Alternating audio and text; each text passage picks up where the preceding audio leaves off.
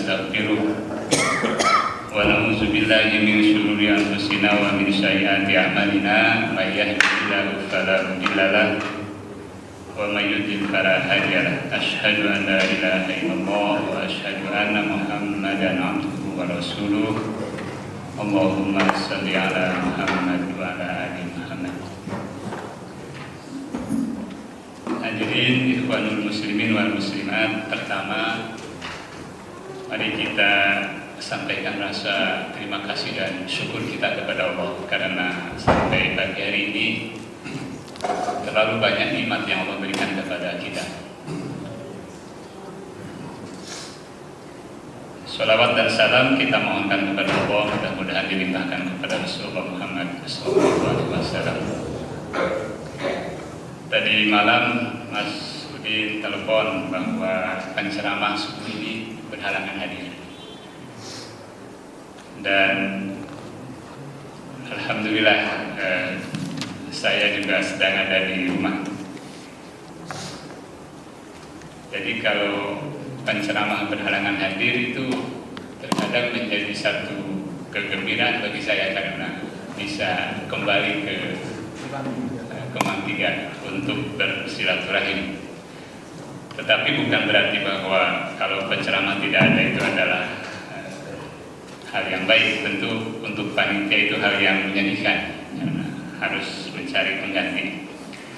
Minimal ada sesuatu yang bisa memaksa saya untuk kembali ke Kemang 3 untuk bersilaturahim. Faktor lain yang biasa memaksa hadir ke sini adalah ada yang meninggal. Nah, beberapa kali saudara kita, teman kita dipanggil oleh Allah, maka kemudian kita pun berkumpul lagi dengan bersilaturahim. Lagi-lagi bukan sesuatu yang menggembirakan itu, tapi itulah yang menyebabkan kita bisa hadir untuk bersilaturahim. Karena kalau saya duduk di sini itu yang menggembirakan itu adalah yang pertama silaturahim, yang kedua ada kesempatan untuk menyampaikan ayat-ayat Allah, hadis-hadis Nabi yang dengan begitu mudah-mudahan ini menjadi jalan bagi kita untuk mendapatkan hidayah dan ketakwaan. Tetapi terkadang kalau ceramah itu ada kecemasan tersendiri juga begitu. Di samping ada sesuatu yang menggembirakan. Kecemasannya adalah yang pertama khawatir kalau yang disampaikan itu salah kan begitu. Kan kebenaran adalah milik Allah. Nah, terkadang kita salah di dalam menyampaikannya. Maka bukannya menjadi jalan untuk mendapatkan kebenaran, tapi bisa menjadi jalan terhadap kekeliruan. Yang kedua ada kekhawatiran juga kalau kita ini menyampaikan sesuatu, tetapi kita sendiri belum melakukan. Kan di Al-Quran disebut ya ayyuhalladzina amanu lima taquluna ma la taf'alun kabura maqtan indallahi an taqulu ma la taf'alun. Orang yang beriman, kenapa kamu menyampaikan sesuatu yang kamu sendiri tidak melakukannya? Kan? Sungguh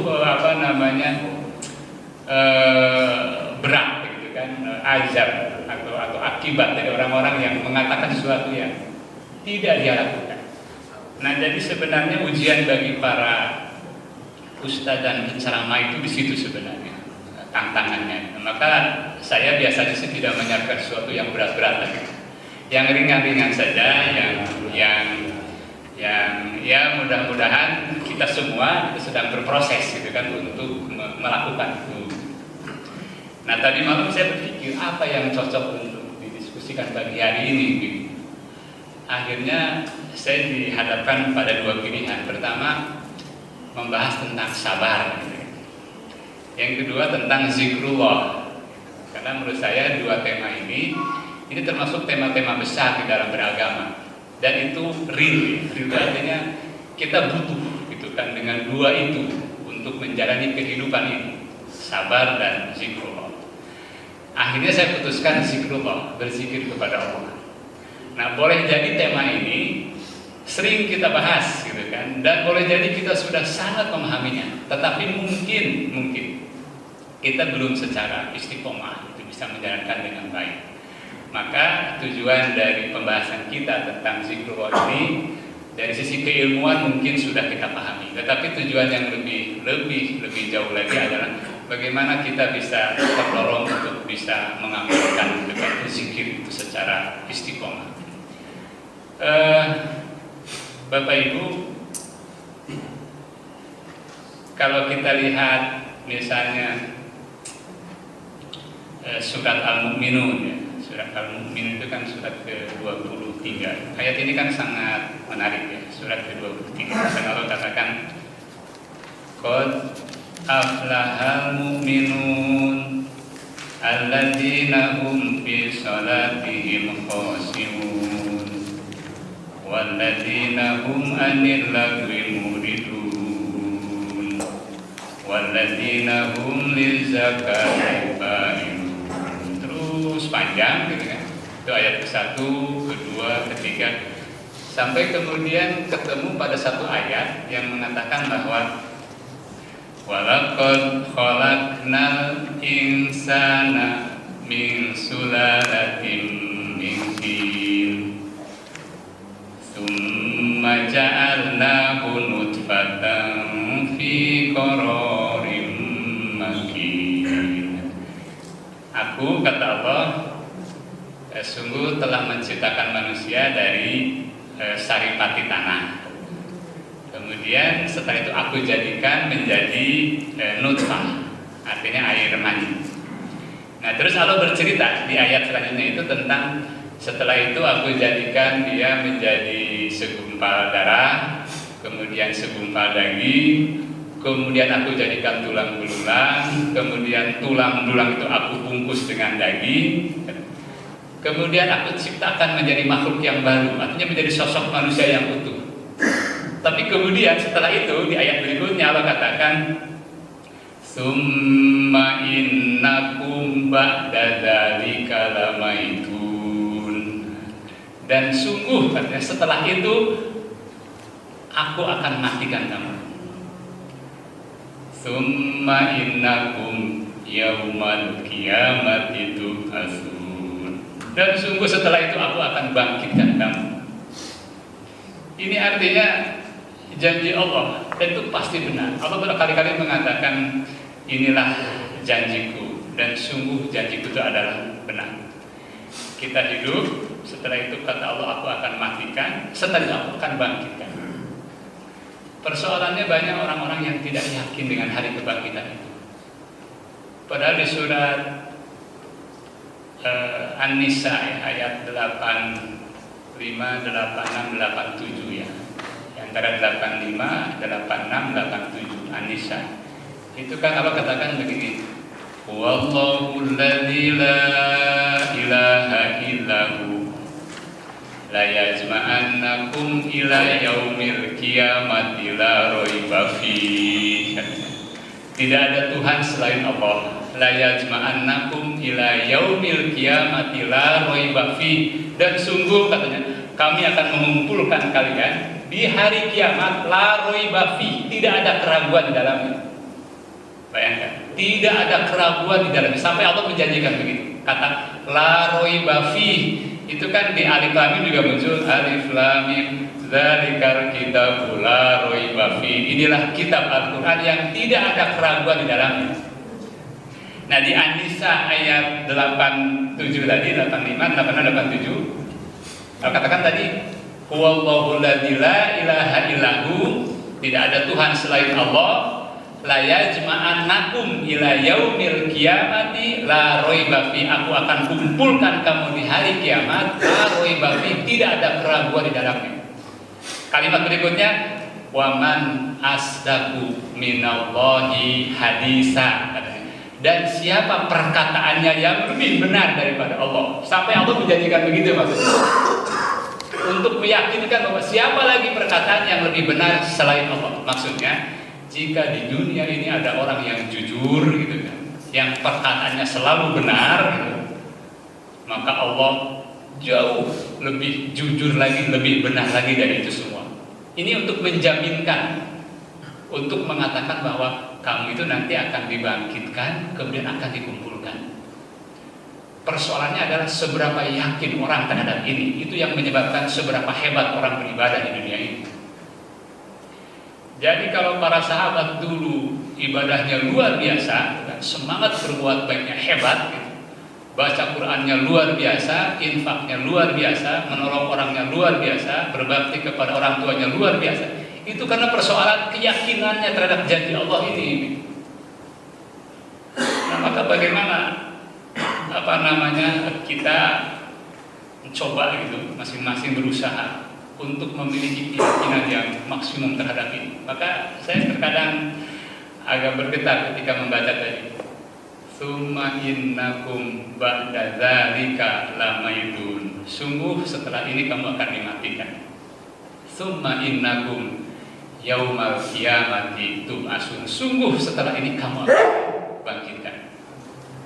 Nah, maka sekarang pertanyaannya kan apa ibadah begitu ya, cara kita mendekatkan kepada Allah yang bisa efektif gitu ya, bisa efektif, paling strategis gitu, untuk supaya kita bisa menyelamatkan di hari kebangkitan dan hari pengumpulan itu.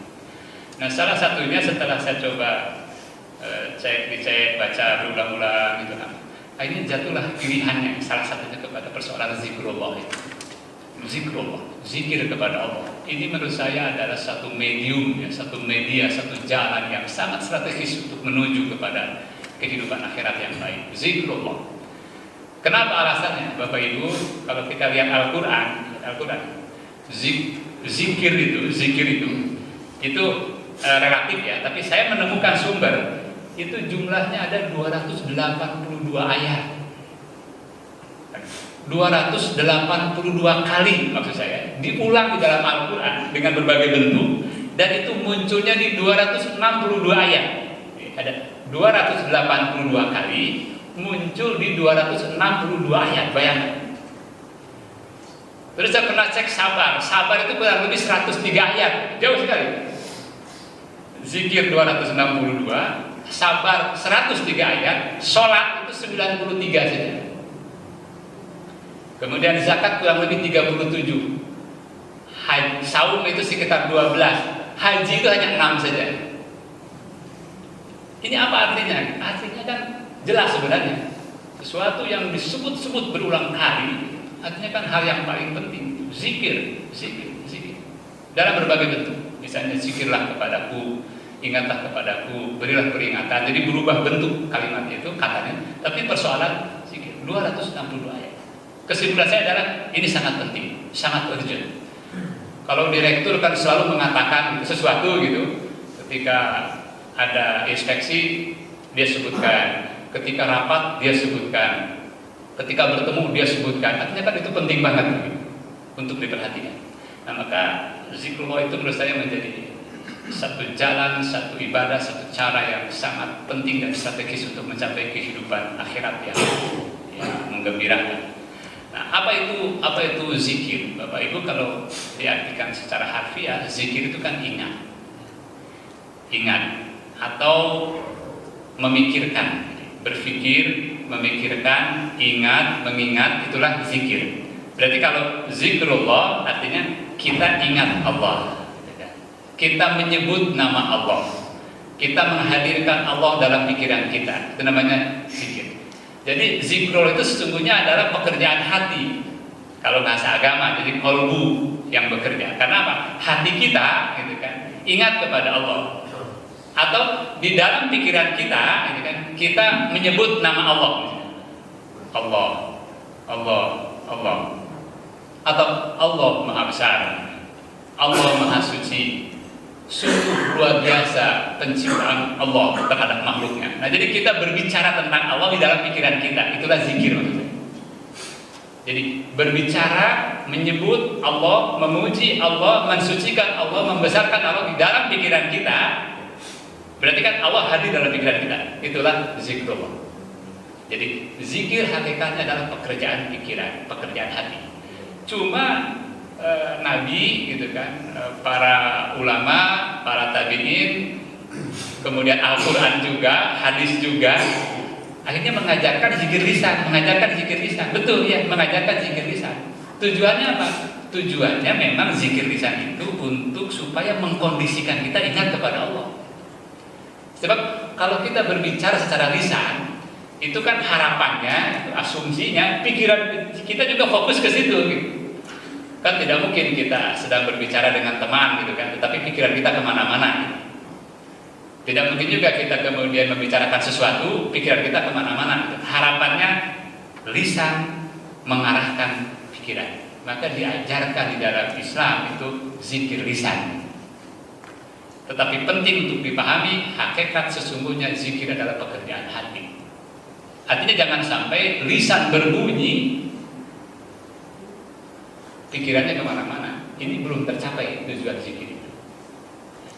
Jadi satu, artinya Al-Quran menyebutkan gitu kan, zikir itu dalam jumlah yang banyak. Itu yang menyebabkan penting.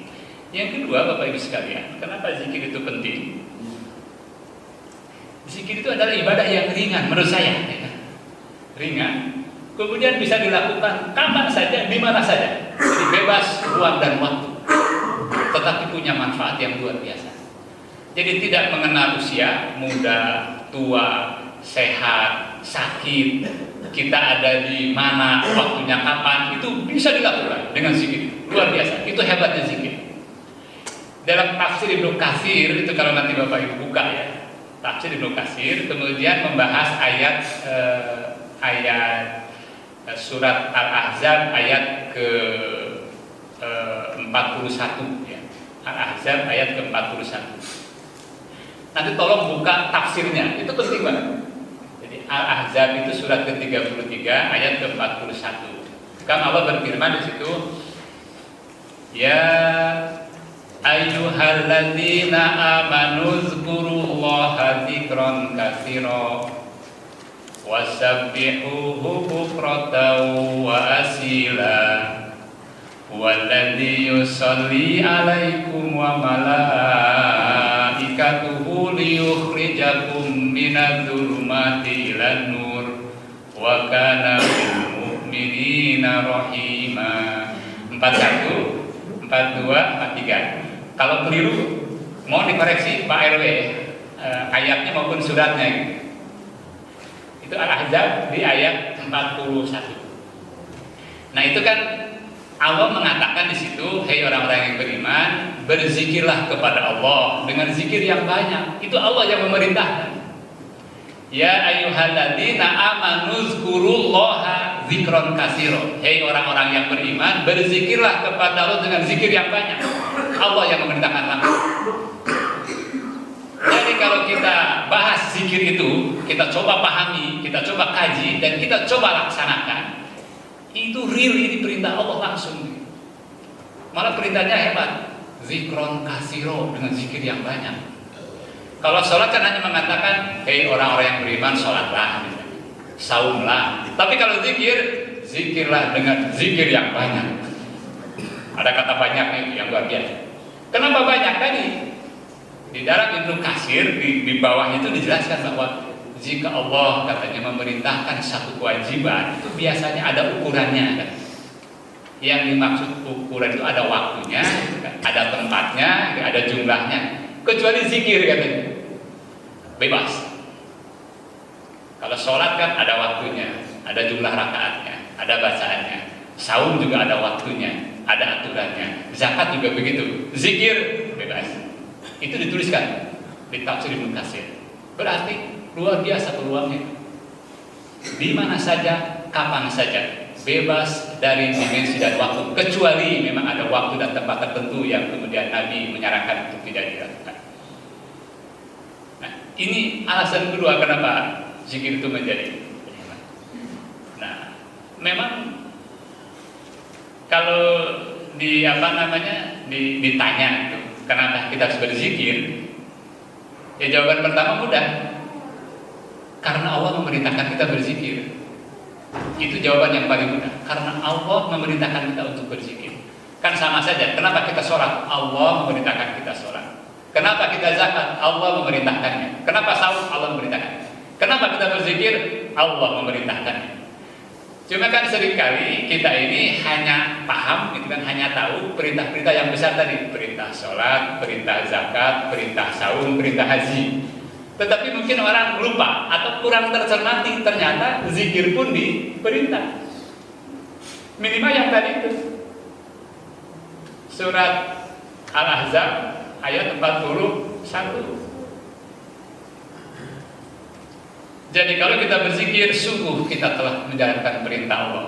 Menjalankan perintah Allah berarti ibadah, ada nilai pahalanya. Ya ayyuhalladzina amanu dzkurullaha dzikran katsira.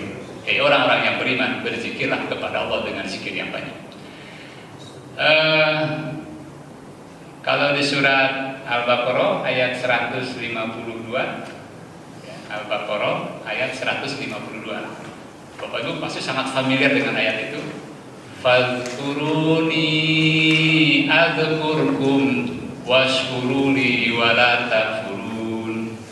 Fadhkuruni, berzikirlah kepadaku, kata Allah itu. Kalau bahasa kita nyebut ingatlah kepadaku, berzikirlah kepadaku. Fadhkuruni adzkurkum, maka aku pun ingat kepadamu. Bagaimana ini tidak menarik gitu maksudnya? Allah perintahkan kita untuk berzikir. Apa akibatnya? Kata Allah, maka aku pun ingat kepadamu. Fadhkuruni adzkurkum. Ini perintah kita. Jadi zikir itu diperintah oleh Allah. Maka patut itu menjadi perhatian besar kita, menjadi fokus kita, menjadi prioritas kita untuk kita lakukan. Nah, yang berikutnya, kenapa kita harus berzikir? Karena kalau kita pelajari Al-Quran itu banyak sekali manfaat, ya, keutamaan, kehebatan dari zikir. Banyak keutamaan, manfaat, dan kehebatan dari berzikir. Yang pertama, manfaat dari zikir itu adalah ya tadi. Ini menurut saya penting, yang Al-Baqarah ayat 152 itu. Fadhkuruni azkurkum. Kata Allah, jika kamu berzikir kepadaku, jika kamu ingat kepadaku, maka aku pun ingat kepadamu. Menurut saya ini adalah persoalan yang hebat begitu. Kenapa hebat? Diingat oleh Allah gitu coba. Kita dikenal ya, dan diingat oleh ketua RW saja rasanya bangga begitu. Coba aja tanya warga, misalnya warga nih, ada warga, kemudian warganya dikenal oleh RW-nya gitu. Jadi Pak RW ini tahu dengan warga ini, gitu, tahu namanya, kemudian kenal dekat. Ya tentu warga itu kan juga bangga, senang. Kenapa? Dikenali oleh Pak RW, dikenali oleh wali kota, jauh lebih membanggakan lagi gitu. Bayangkan, dikenali oleh wali kota, nama kita dikenal dan sering disebut oleh wali kota, tentu menggembirakan. Apalagi nama kita itu kan dikenali, sering disebut-sebut oleh presiden. Itu bagaimana gitu ya, orang ini siapa gitu kan? Kok sampai dikenal gitu oleh presiden, namanya sering disebut. Setiap kali berpidato gitu Pak Presiden menyebut nama orang ini. Artinya kan hebat. Nah, sekarang Bapak Ibu, nama kita itu kan dikenal dan sering disebut-sebut oleh Allah. Mana yang lebih hebat menurut saya? Dikenal dan sering disebut-sebut oleh Allah. Tentu ini jauh lebih membahagiakan. Kenapa? Kalau kita dikenal Pak RW, wali kota, Pak Presiden, kan suatu saat akan wafat kan mereka itu. Kita tidak lagi dikenali dan tidak disebut-sebut lagi ketika sudah wafat. Dikenal dan nama kita disebut oleh Allah abadi dan ada di sana. Bagaimana cara supaya kita dikenal oleh Allah, nama kita sering disebut-sebut? Caranya tadi, fadhkuruni, maka sering-seringlah kita berzikir dan menyebut nama Allah. Hadisnya kan sangat terkenal, Allah bergantung persangkaan hambanya, kan gitu itu hadisnya. Itu hadis yang lain maksud saya. Allah bergantung persangkaan hambanya. Kalau dia katanya makhluk, orang, manusia berusaha mendekat kepada Allah kan dengan cara berjalan, maka Allah akan mendekat dengan cara berlari. Ini hadisnya sahih. Kalau dia mencoba mendekat dengan sejengkal, Allah dengan sedepan. Jadi, Allah bergantung persangkaan hambanya. Kalau hambanya berpikir bahwa Allah Maha Pengampun, dia nyatakan dengan ucapan sesungguhnya Allah Maha Pengampun, kemudian dia memohon ampun, maka pasti kita mendapati Allah mengampuni kita. Bergantung kepada persangkaan kita. Kalau kita berpikir Allah Maha Penyayang dan namanya disebut dengan penyayangnya itu, kemudian kita minta kepada Allah, maka Allah akan kabulkan permintaan itu. Allah bergantung kepada persamaan hamba-Nya. Dan ini terkait dengan ayat tadi. Allah bergantung berarti kepada kita. Kalau kita berzikir, maka Allah pun berzikir kepada kita. Fazkuruni azkurkum. Berzikirlah kepadaku, maka aku pun akan berzikir atau ingat kepadamu. Ini Al-Quran, Al-Baqarah 152. Ini manfaat pertama yang penting dari kenapa harus berzikir. Manfaat kedua, Bapak Ibu sekalian, zikir itu kalau menurut Allah itu akan mendatangkan ketenangan. Saya ulangi lagi, berzikir akan mendatangkan ketentraman hati, ketenangan jiwa, kepuasan jiwa. Dari mana dalilnya? Bapak Ibu bisa bukakan surat Ar-Ra'd, surat ke-13 ayat ke-28. Surat Ar-Ra'd ayat ke-28. Surat ke-13, lihat ayat yang ke-28. Ala bidzikrillahi tatma'innul qulub. Itu kalimat terakhirnya dari ayat ke-28 itu. Ala bidzikrillahi tatma'innul qulub. Hanya dengan mengingat Allah hatimu akan tenang. Saya ulangi lagi, hanya dengan berzikir kepada Allah, hanya dengan menyebut nama Allah, hanya dengan mengingat Allah, hatimu akan tenang. Ar-Ra'd ayat 28. Itu kan ayatnya utusnya dari mulai alladzina amanu gitu kan.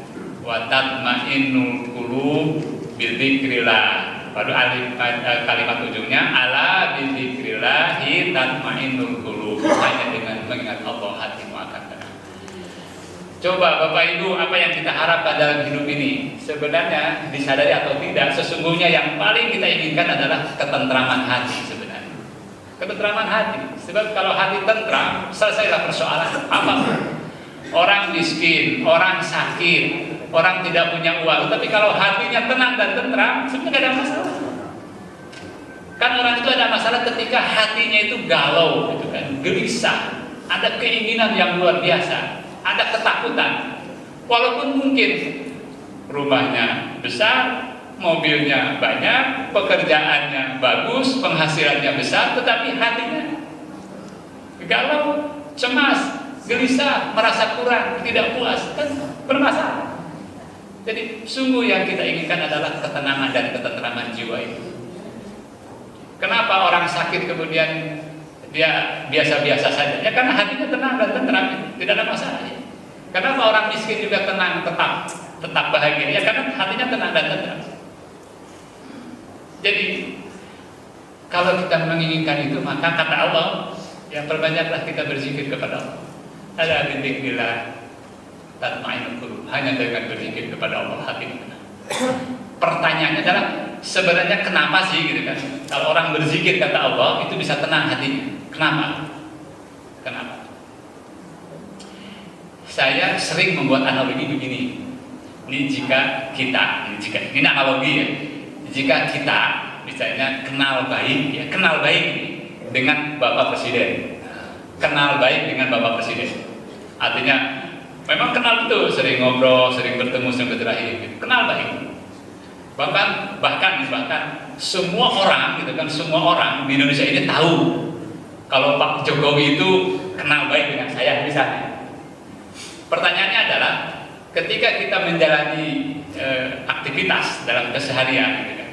Ketika saya ingat Pak Presiden, tentu ini menjadikan saya tenang. Kenapa? Karena seperti ada sandaran gitu. Seperti ada harapan. Oh, tenang. Bagaimana tidak tenang? Saya kenal dengan Presiden, mau ngurus KTP, mau ngurus SIM, mau ketemu polisi, apapun gitu, itu nggak ada masalah gitu. Jadi ketika saya ingat Bapak Presiden, saya menjadi tenang karena seperti ada harapan, ada sandaran yang bisa membantu saya dalam berbagai urusan. Ketika ketemu polisi misalnya, terus tahu polisi bahwa saya itu dekat dengan Presiden, coba kira-kira apa yang kan tidak mungkin macam-macam. Maka ketika saya ingat Presiden, ada harapan dan ada semacam sandaran yang bisa membantu dan melindungi saya. Begitulah maksud saya analogi ketika kita ingat kepada Allah. Ingat kepada Allah. Begitu, ketika ingat maka hati pun menjadi tenang. Kenapa? Ada harapan, ada sandaran. Allah lah yang akan membantu saya. Allah lah yang akan menyelesaikan permasalahan saya. Allah lah yang akan memberikan rezeki kepada saya. Allah lah yang akan memaafkan saya. Allah lah yang akan menyelamatkan hidup saya. Sandaran maksud saya, harapan. Kenapa itu menjadi tenang? Karena saya tadi misalnya kita punya hubungan yang dekat dengan Allah gitu. Jadi menurut pengamatan saya dan perasaan saya, kita berzikir kepada Allah menghasilkan ketenangan dengan syarat kita memang punya hubungan yang dekat dengan Allah, gitu maksudnya. Kita kenal baik dengan Allah. Sama seperti tadi, saya tenang mengingat presiden ketika saya memang punya hubungan yang baik dengan presiden. Sekarang saya nih kalau ingat presiden ya tidak tenang juga hati saya. Kenapa tidak tenang? Dia tidak punya hubungan apa-apa gitu maksudnya. Saya tidak punya harapan apa-apa gitu kan, tidak punya sadar apa-apa. Nah, maka syaratnya adalah dekatlah dengan Allah, maka ketika itu kita merasa tenang dan tentram mengingat namanya. Nah, baru kan persoalannya bagaimana supaya dekat dengan Allah, ya sudah gampang. Nah, jawabannya paling gampang banget. Yang berusaha mendekat dengan sekuat-kuatnya, mendekat kepada Allah. Perbanyak sholat, perbanyak baca Quran, perbanyak berbuat baik kepada makhluknya, perbanyak saum, perbanyak semua bentuk-bentuk kewajiban dan sunnah-sunnah dicoba dilakukan. Maka tidak ada jarak lagi tadi antara dia dengan Tuhan, dekat sekali. Nah, maka ketika itu sudah begitu hubungannya gitu, dimanapun dan kapanpun kita ingat Allah, pasti itu menimbulkan ketenangan dan ketentraman di dalam jiwa. Jadi kalau ada orang yang berzikir tetapi tidak merasakan ketenangan dan ketentraman, boleh jadi persyaratannya belum terpenuhi untuk bisa menghasilkan ketenangan itu. Jadi teruslah, gitu kan? Teruslah, ngototlah, moyoklah, bekerja keraslah. Jangan lelah. Untuk apa? Untuk mendekat kepada Allah. Maka ketika itu tiba-tiba Allah buka jalan itu sehingga terasa menjadi lebih mudah mendekat. Ketika itu sudah dapat ketenangan dan ketentraman hati akan kita dapatkan. Nah, ini manfaat kedua dari berzikir. Manfaat ketiga zikir itu Bapak Ibu, ini perlu kita pahami, ya, kita catat. Ini kan semua Al-Quran sumbernya ya. Insya Allah semua jelas dan semua. Manfaat ketiga adalah bahwa zikir itu akan mendatangkan keberuntungan. Ya, zikir akan mendatangkan keberuntungan. Nah, dari mana kita mendapatkan informasi itu? Bisa dilihat di surat Al-Jum'ah, ya, Al-Jum'ah. Al-Jum'ah itu ayat surat ke-62. Lihat di ayat yang ke-10. Ya, Al-Jum'ah, lihat ayat yang ke-10. Surat Al-Jum'ah ini kan sering kita dengar ketika di hari Jumat dibaca oleh imam. Saya kira sih kan yang ya ayyuhalladzina amanu idza nudiya lis-sholati min yaumil jumu'ati fas'au ila dzikrillahi wa darul bai' dzalikum khairul lakum in kuntum ta'lamun.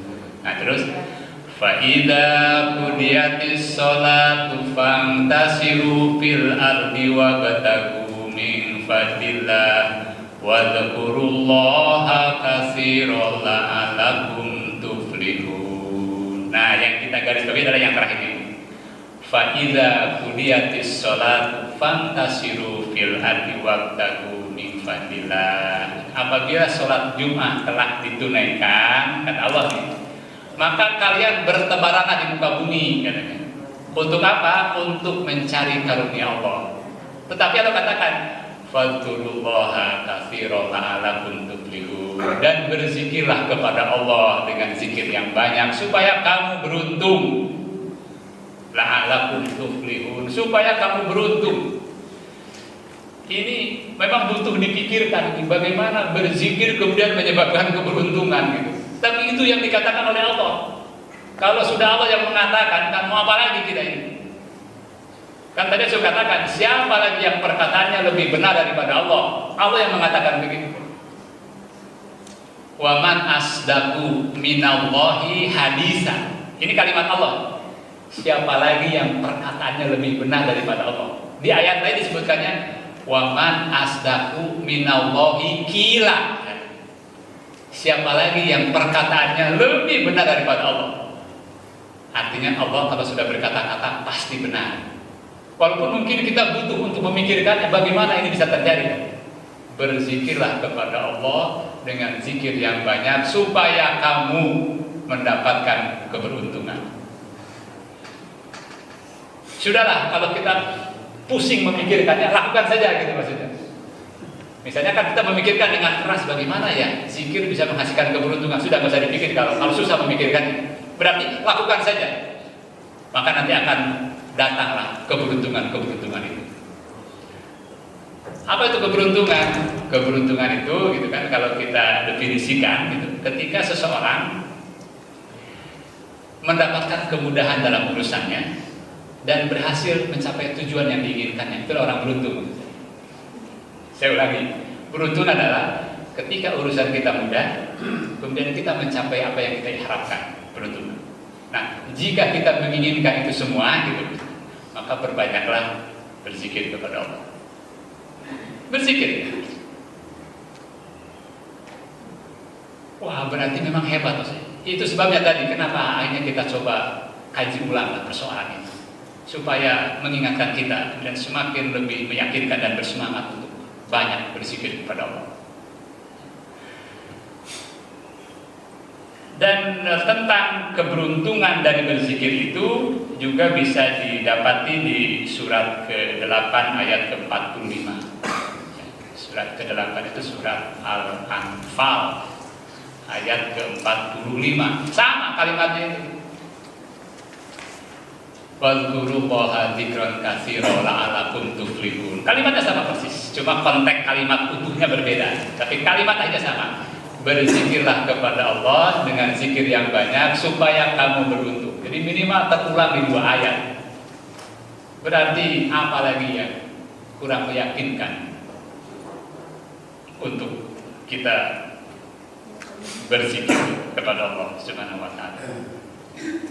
Nah, kemudian manfaat lain dari berzikir apa? Jadi tadi Allah akan mengingat kita. Yang kedua, hati kita akan tenang. Yang ketiga, akan mendatangkan keberuntungan. Nah, yang keempat, ini penting.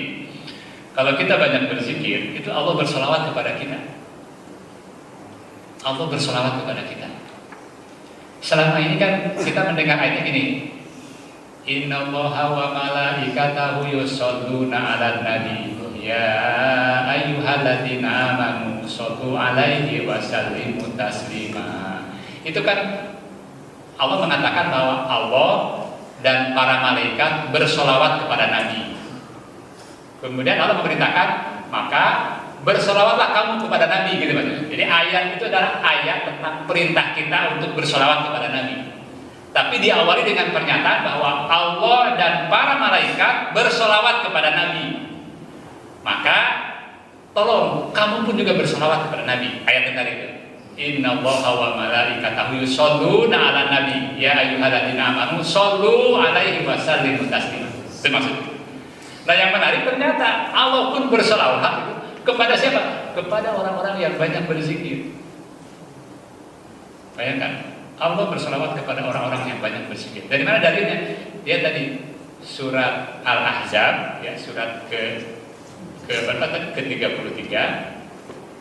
Baca ayat yang setelah ke-41, lanjutkan ke ayat ke-42. Jadi 41, 42 dan 43. Nah, yang bersolawatnya di ayat ke-42. 41, 42.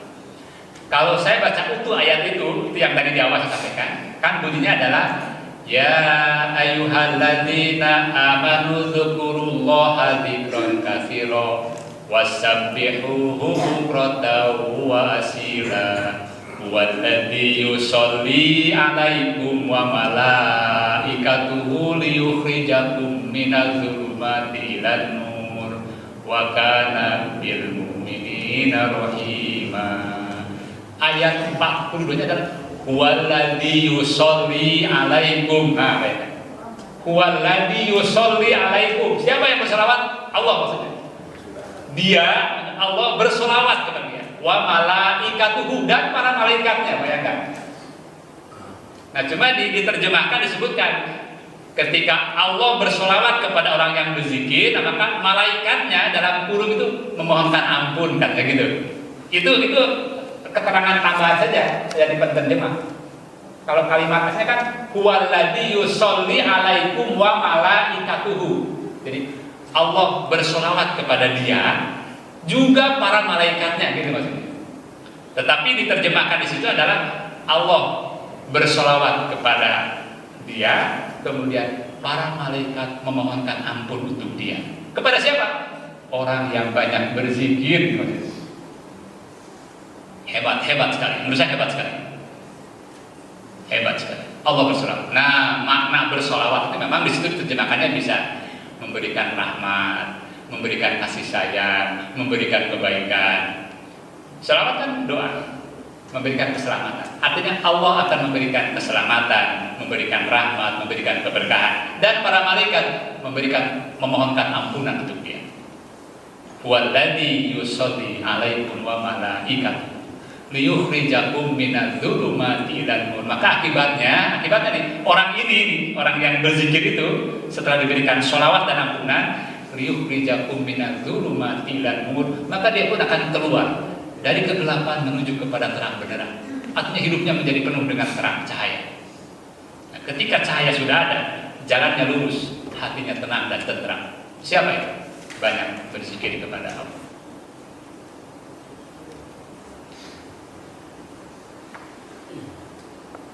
Nah, manfaat lain dari banyak berzikir kepada Allah, ini sudah banyak sekali. Lihat surat ke-33, masih Al-Ahzab juga, ayat yang ke-35. Al-Ahzab ayat ke-35. Apa di sini? Allah berjanji, apa berjanji ini? Orang yang banyak berzikir dijanjikan oleh Allah apa? Pertama, mendapatkan ampunan. Yang kedua, mendapatkan pahala yang banyak. Dua, ampunan dan pahala. Yang kita inginkan dalam hidup ini kan dua ini sebenarnya, ampunan dan pahala yang banyak. Nah, ini bisa didapat gitu kan oleh orang-orang yang banyak berzikir kepada Allah. Ketemu ya, Al-Ahzab ayat ke-35. Bunyi ayat utuhnya kan begini, mudah-mudahan tidak keliru.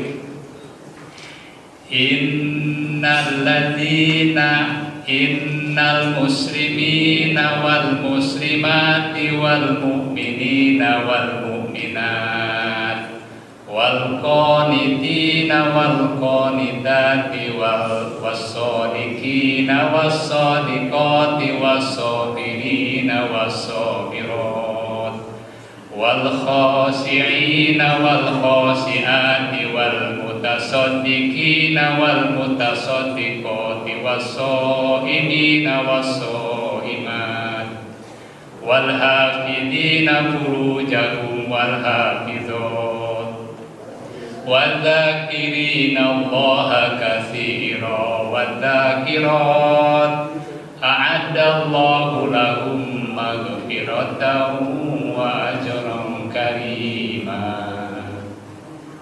Wah, itu luar biasa ayat itu. Saya kadang-kadang sedih di pembahasannya. Ada 10 golongan yang Allah janjikan. Ini 10 golongan ya. Ada 10 golongan yang Allah janjikan untuk mendapatkan ampunan dan pahala yang tidak terhingga. Pertama, innal muslimina wal muslimat, orang-orang Islam. Yang kedua, orang-orang beriman, orang-orang yang selalu taat kepada Allah, orang-orang yang selalu benar, orang-orang yang sabar, orang-orang yang khusyuk, orang-orang yang melakukan saum, orang-orang yang menjaga kemaluannya, orang-orang yang berzikir kepada Allah dengan zikir yang banyak. Nah, khusus zikir itu disebutnya zikir yang banyak.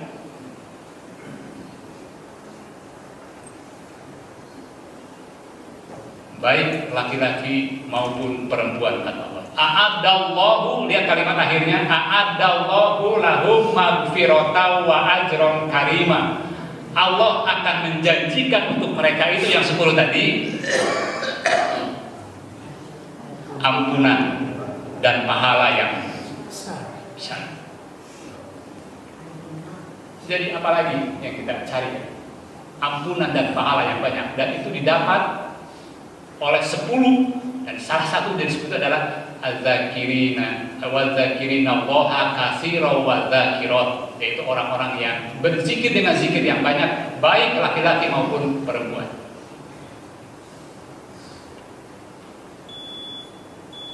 Alhamdulillah sudah berbunyi, berarti sudah sampai ajalnya. Ini Ustaz, Ya. sedikit ya.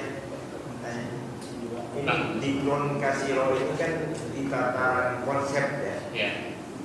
Konsepnya kita sudah tahu lah bahwa dikrun kasiro ini.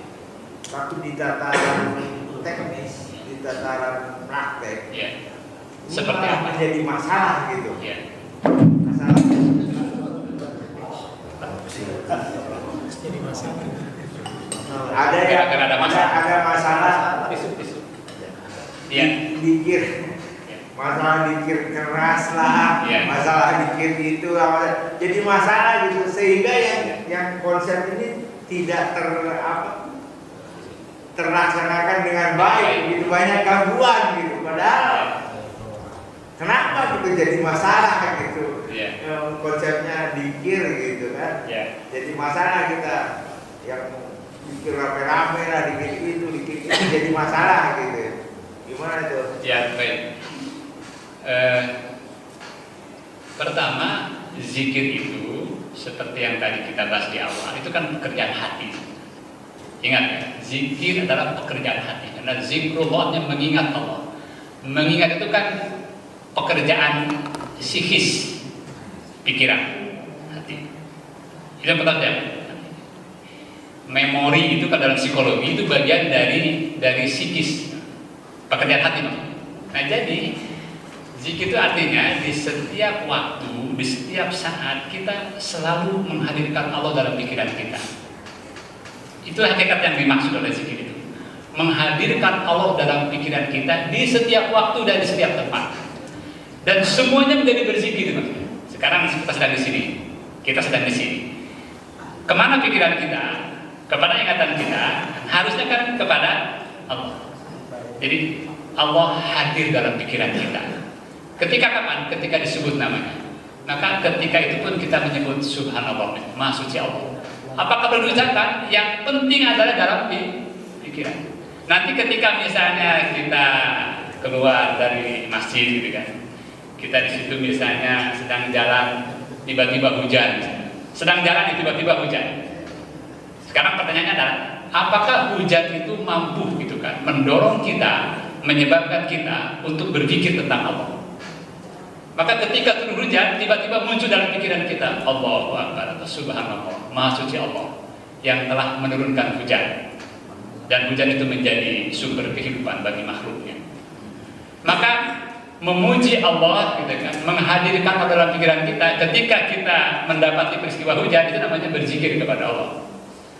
Terus ketika kita akan keluar dari rumah misalnya, mau berangkat menuju ke kantor misalnya. Apa yang terlintas dalam pikiran kita? Apakah pikiran kita fokus dengan pekerjaan-pekerjaan yang belum terselesaikan gitu? Atau ketika berangkat dengan mengatakan Bismillah tawakkaltu 'ala Allah. Dengan namamu ya Allah kami bekerja, dan kepadamu ya Allah kami bertawakal. La haula wala quwwata illa billah. Sungguh tidak ada daya dan upaya pada kami kecuali dengan pertolongan. Jadi ketika akan berangkat itu Allah hadir dalam jiwanya. Dengan dia katakan, ya Allah karenamu kami bekerja, untukmu kami bekerja, sungguh kami tiada daya tiada upaya, kepadamu kami bertawakal. Itu ada dalam pikirannya dia. Nah, untuk membantu supaya itu muncul dalam pikiran, maka mungkin dia ucapkan secara lisan, ya, untuk membantu. Bismillah tawakkaltu 'ala Allah la haula wala quwwata illa billah. Maka tadi pertanyaannya adalah, apakah zikir harus selalu disampaikan secara lisan? Tidak harus selalu. tetapi lisan akan membantu mengkondisikan kita untuk menghadirkan Allah dalam pikiran kita. Nah, maka nanti ketika sudah tiba-tiba terdengar suara azan, Allahu Akbar, Allahu Akbar, Allah telah memanggil kami untuk melaksanakan sholat. Maka ketika berwudu pun diawali dengan Bismillah, kemudian berwudu. Berwudu menyebabkan Allah hadir dalam pikiran kita. Membaca Bismillah menyebabkan Allah hadir dalam pikiran kita. Ketika berangkat dari rumah menuju ke kantor, doa menyebabkan Allah hadir dalam pikiran kita. Ketika mendapati hujan, Allah hadir dalam pikiran kita. Ketika mendapati banjir pun, ketika mendapati banjir pun menyebabkan kita berzikir kepada Allah. Kenapa? Allah hadir dalam pikiran kita. Dengan mengatakan apa? Alhamdulillahirabbil alamin. Segala puji bagi Allah Tuhan semesta alam. Yang pertama dipuji dulu Allah. Baru kita katakan ya Allah, ini semua darimu.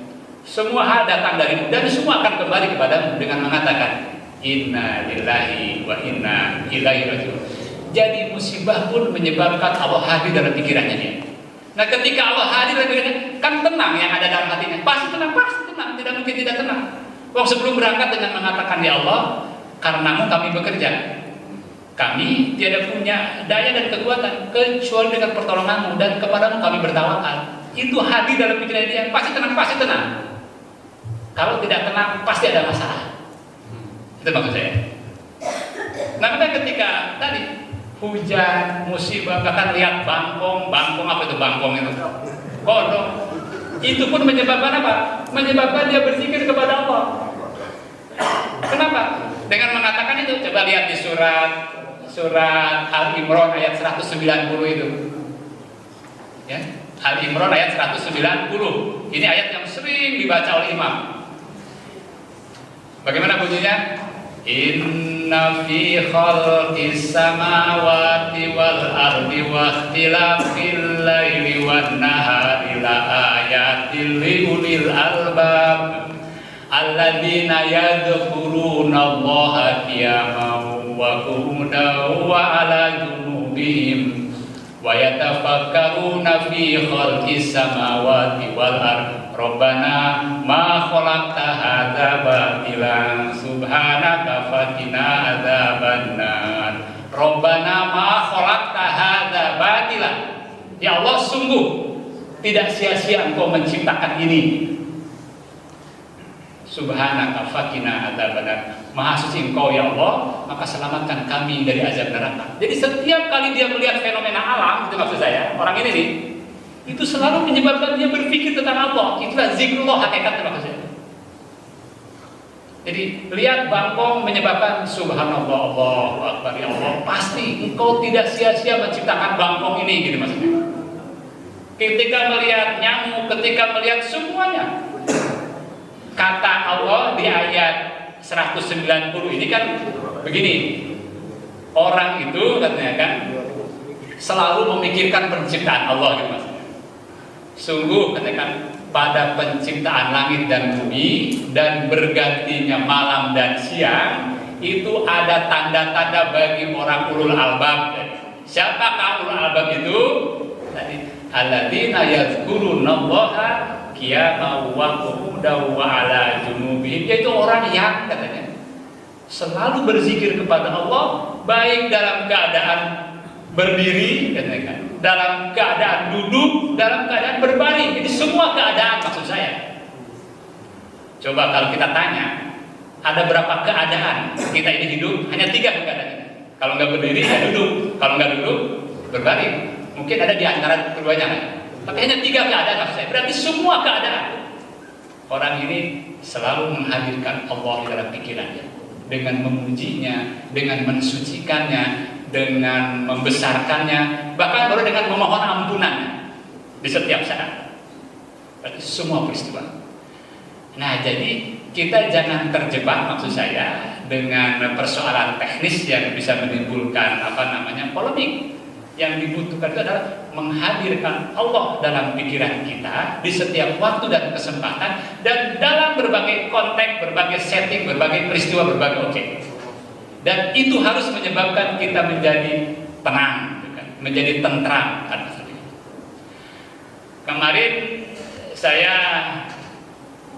kan dalam beberapa hari ini kan mobil masih rawat inap akibat banjir kemarin.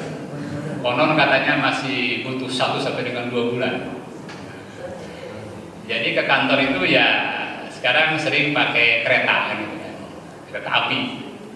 Gojek dari rumah ke stasiun, dari stasiun Bekasi sampai ke stasiun Klender, dari Klender naik Gojek lagi ke UNJ Rawamangun. Itu ternyata lebih cepat, lebih ekonomis juga, lebih cepat dan lebih ekonomis. Cuma tadi tantangannya gitu kan, ketika sudah naik Gojek tiba-tiba turun hujan gitu kan tengah jalan. Kejadian kemarin sudah di stasiun Klender tidak hujan, naik Gojek begitu tengah perjalanan hujan besar. Bagaimana Pak? Ya berhenti dulu. Perlu pakai jas ya pakai jas saja. Jadi berhentilah di bawah pohon kan, langsung pakai jas. Celana di gulung ke atas, sepatu dengan betis yang kelihatan. Tapi sampai di UNJ ya basah juga gitu kan, basah, sepatu basah, kemudian celana juga basah. Tapi ya semua itu tadi harus menyebabkan kita berzikir kepada Allah. Betul-betul dihayati, direnungkan dan dipikirkan.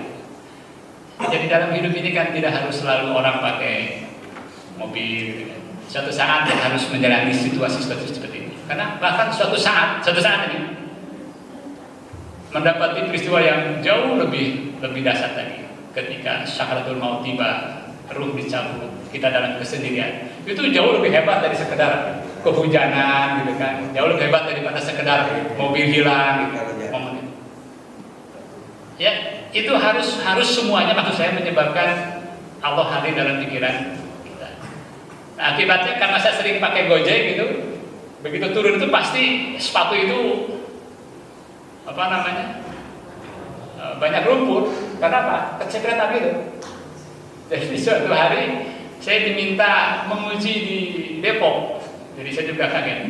Minta menguji. Jadi ada orang ujian disertasi di UI. Saya diminta menjadi salah satu pengujinya, penguji luar. Mobil kan tidak ada juga.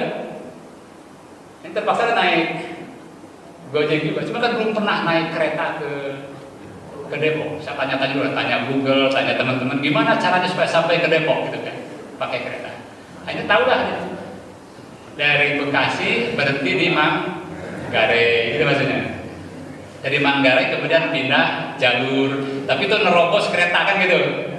Karena kan harus nerobos kereta, jadi kita naik kereta dulu, keluar lagi baru sampai ke jalur yang nunggulah di situ gitu kan. Naik Gojek terus ya begitu sampai di ruang ujian, begitu saya lihat celana saya belakangnya dengan suatunya penuh dengan lumpur gitu. Waduh, gimana ini? Nggak enak juga. Saya sembunyikan di bawah meja gitu. Tapi saya minta izin ke toilet.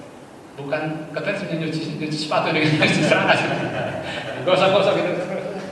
Baru balik lagi ke situ. Itu semua menyebabkan Allah hadir dalam pikiran kita. Ada situasi dari mana kita. Tapi semuanya harus dinikmati, harus menyebabkan kita tenang dan tentram, dengan catatan kita tetap Allah hadir di dalam pikiran kita. Nah, jadi ringkas cerita Bapak Ibu, zikir itu adalah pekerjaan hati. Satu lagi. Allah hadir dalam pikiran kita. Nah, untuk membantu Allah hadir dalam pikiran kita, banyak aktivitas yang bisa kita lakukan. Dengan berdoa, setiap kita mau melakukan apapun, maka muncullah doa, mau makan, doa mau tidur, doa mau keluar rumah, itu semuanya adalah cara Nabi gitu kan, untuk mengkondisikan orang berpikir tentang Allah.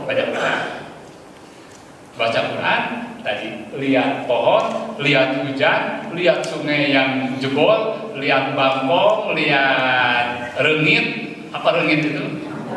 Nyamuk. Itu semua harus menyebabkan Allah hadir dalam pikiran kita. Itulah hakikat dari berzikir. Jangan terjebak nanti kepada zikir. Tetapi bahwa zikir lisan diajarkan, ya. Zikir lisan diajarkan, ya, supaya apa tadi? Membantu orang untuk mengkondisikan ingat kepada Allah. Apa buktinya tadi? Barang siapa yang membaca Subhanallah 33 kan gitu. Kemudian membaca Alhamdulillah 33, Allah wahdahu la syarikalah, lahul mulku wa lahul hamdu wa huwa ala kulli syai'in qadir.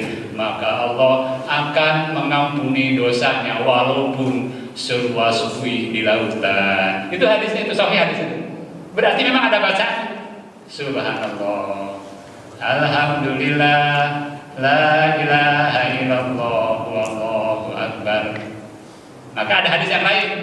Ada 4 kalimat, kata Nabi ini, Nabi mengatakan ada 4 kalimat yang dicintai oleh Allah dan kamu boleh membacanya dari manapun memulainya, yaitu Subhanallah, walhamdulillah, la ilaha illallah, wallahu akbar. Nabi yang mengajarkan. Berarti apa? Untuk mengkondisikan orang supaya bibirnya terus basah dengan berzikir. Harapannya apa? Allah hadir dalam pikirannya, maka baca. Tapi ingat, di dalam hadis yang lain disebutkan ada 7 golongan yang akan mendapatkan naungan Allah ketika tidak ada naungan di waktu itu. Salah satunya apa? Orang yang berzikir, ingat kepada Allah dalam kesendirian sampai kemudian menyebabkan air matanya keluar. Di situ mengisyaratkan zikir itu personal, ya, zikir itu adalah personal, pribadi. Allah hadir sampai keluar air matanya ketika bagaimana tidak tadi ketika lihat musibah pun dia mungkin bisa menangis dengan mengatakan, ya Allah, sungguh nikmatmu banyak sekali yang kau berikan kepada kami. Hari ini kami hanya diuji dengan banjir 1 atau 2 hari saja. Bagaimana coba itu tidak menyebabkan orang bersyukur? 365 hari dalam setahun, banjir itu kan cuma sehari saja, beberapa jam saja. Terus bagaimana kita memikirkan yang 364 harinya, 363 hari? Itu tidak pernah terpikirkan, itu yang nikmat semua itu. Maka tidak sopan rasanya kalau mengeluh gitu kan ketika banjir tiba. Maka Allah menawarkan sabar. Sabar itu kan pengertiannya menahan diri dari berkeluh kesah. Itu katanya pengertian sabar. Tidak mengeluh, tetap memuji Allah. Alhamdulillahirrahmanirrahim. Inna lillahi wa inna ilaihi raji'un. Bagaimana caranya tadi? Bayangkan nikmat Allah jauh lebih banyak. Banjir kan kemarin mulai jam 5 sore, berakhir subuh. Begitu lihat sudah surut subuh itu. Hanya sepanjang itu gitu kita diuji itu.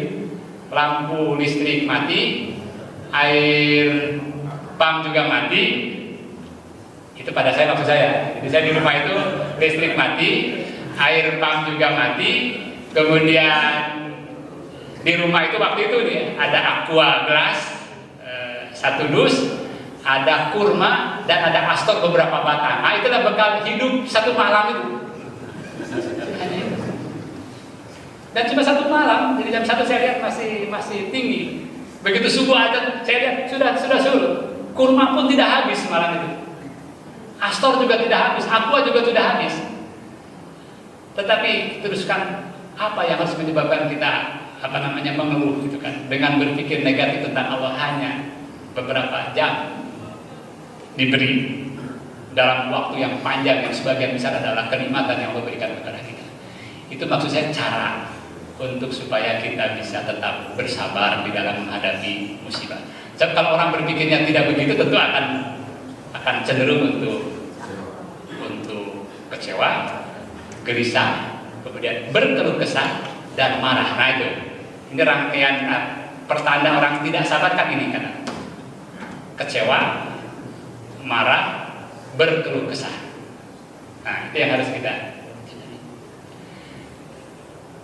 Aduh, sudah panjang sekali kita bercerita. Mudah-mudahan apa yang kita ceritakan maksudnya bermanfaat. Bermanfaat untuk membuat kita semakin bersemangat dan semakin intens untuk berzikir kepada Allah. Kita belum bahas tentang bagaimana cara berzikirnya belum, karena sudah keburu ajalnya tiba tadi. Waktu sudah tiba. Maka jika ditakdirkan bertemu di kesempatan yang lain, kita lanjutkan dengan so how to zikir. Bagaimana cara zikir yang baik dan benar supaya efektif untuk menghadirkan Allah dalam pikiran kita. Subhanallahumma wa bihamdika asyhadu an la ilaha illa anta astaghfiruka wa atubu ilaik. Assalamualaikum warahmatullahi wabarakatuh.